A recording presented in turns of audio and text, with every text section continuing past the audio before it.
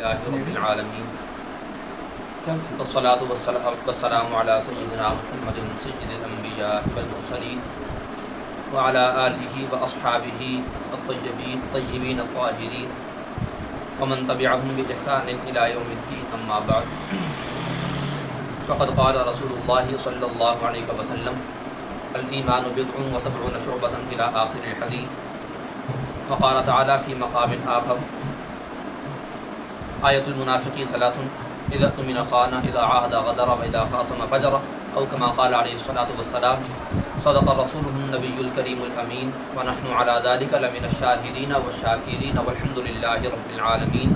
مولاي صل وسلم دائما ابدا على حبیبک خیر الخلق كلهم هو الحبیب الذی ترجى شفاعته لكل هول من الاهوال مقتحمین.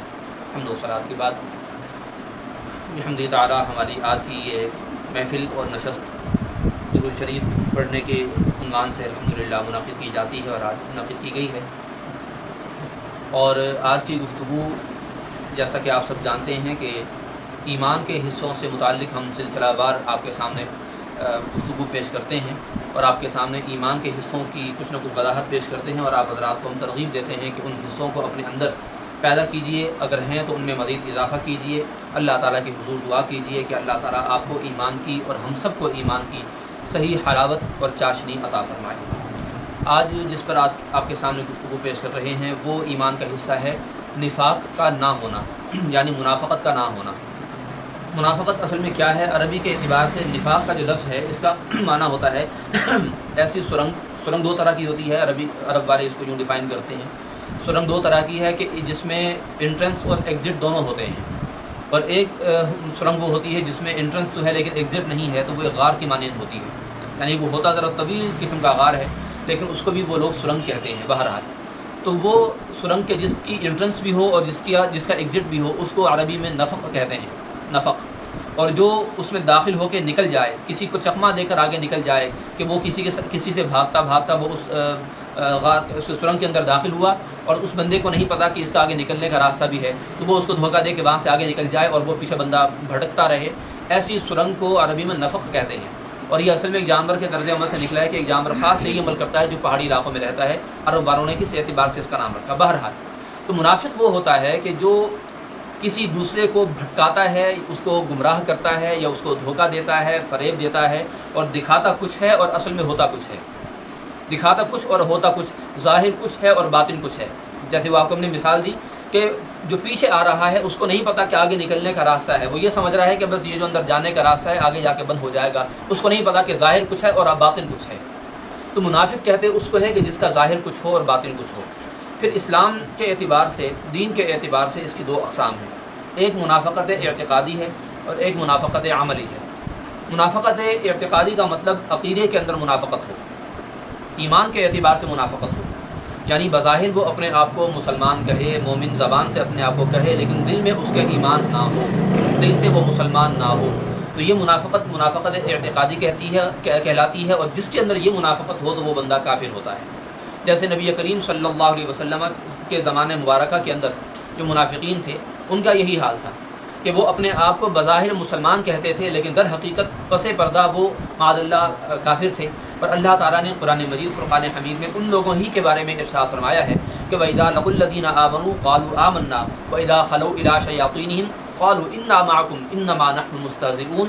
کہ یہ لوگ جب مسلمانوں کے پاس جاتے ہیں، ان سے ملتے ہیں تو انہیں کہتے ہیں کہ آمنا، ہم مسلمان ہیں، ہم مومن ہیں تمہاری طرح.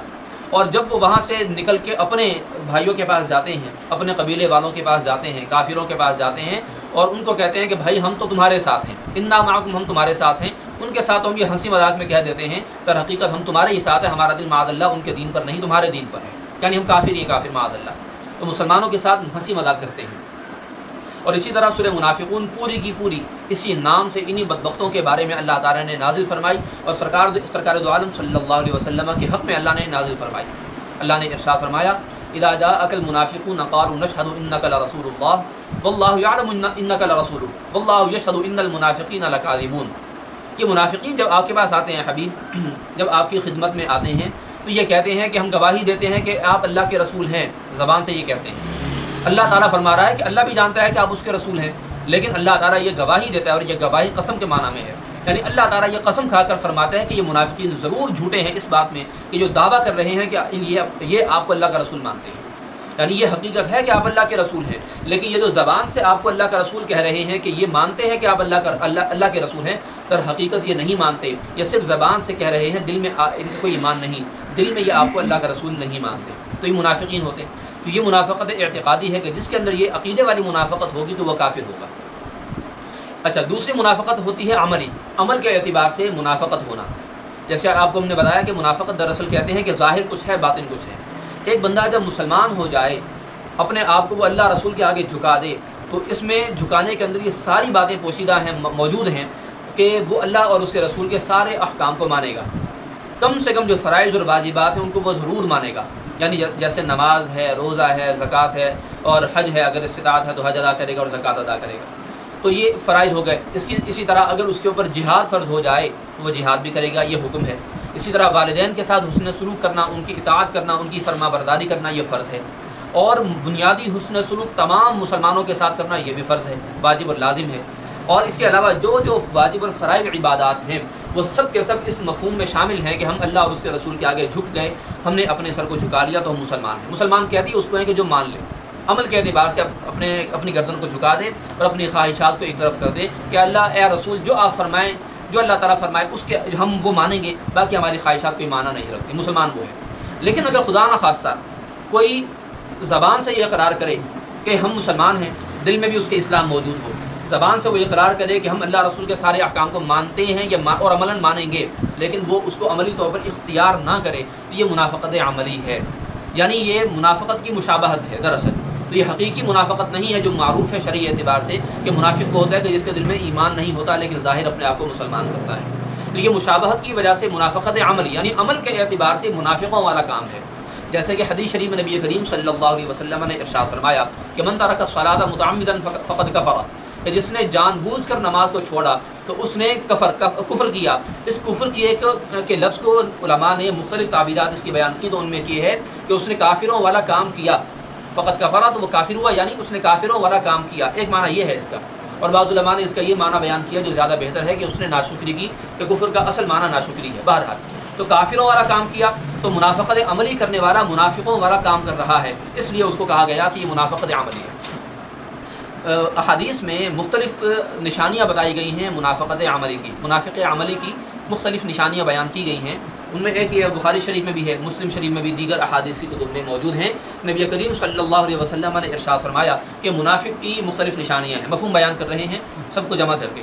فرمایا کہ جو بندہ امین منایا جائے، اس کے پاس امانت رکھی جائے اور وہ اس میں خیانت کرے، اگر وہ خیانت کرے گا تو وہ منافقت عملی ہے، یعنی یہ اس کا حرام کام ہے، گناہ بھرا کام ہے، یہ کام نہیں کرنا چاہیے، جو کرے گا اس کے اندر منافقت عملی موجود ہے۔ جس سے وعدہ کیا جائے وہ اس وعدے کو پورا نہ کرے، وعدہ توڑ دے، وعدہ وفا نہ کرے، تو یہ بھی منافقت عملی کی نشانی ہے، جس کے اندر یہ چیز ہوگی وہ منافق ہوگا عمل کے اعتبار سے۔ جب اس سے بات کی جائے تو وہ لڑنے جھگڑنے پر آ جائے، اور جب لڑے جھگڑے تو پھر ساتھ ساتھ گالیاں دینے پر بھی آ جائے، اپنے اوپر کوئی وہ بات برداشت نہ کرے، ذرا سی کوئی تلخی ہوئی اور اس کے زبان سے گالی نکلنا شروع ہو جائے تو یہ منافق ہے۔ آپ علیہ الصلوۃ والسلام نے سختی سے اس بات سے منع فرمایا کہ سباب المسلمی فسوق، مسلمان کو گالی دینا یہ فسق ہے، اور فسق کا مطلب اعلانیہ کبیرہ گناہ ہے۔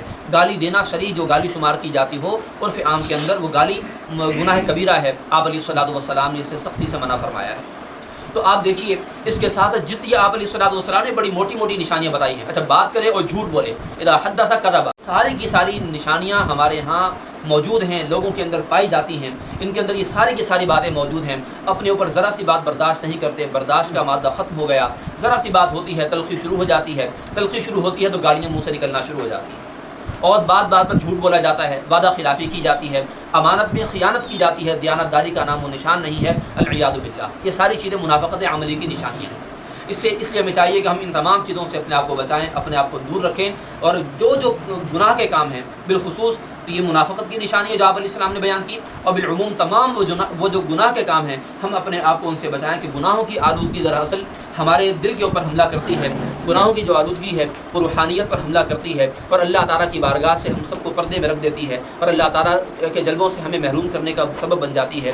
اللہ تعالیٰ سے دعا ہے کہ ہم سب کو جو آج ہم نے آپ کے سامنے عرض کیا ہے، جو آپ کے گوشت گزار کیا ہے، اللہ تعالیٰ ہم سب کو اس پر عمل کرنے کی توفیق عطا فرمائے، اور جو یہ نشانیاں ہمارے نبی کریم صلی اللہ علیہ وسلم نے ارشاد فرمائی ہیں، بالخصوص ان سے اور بالعموم تمام گناہوں سے ہم سب کو اپنے آپ کو بچانے کی توفیق عطا فرمائے۔ وما توفیقی الا باللہ علیہ توکلت و الیہ انیب۔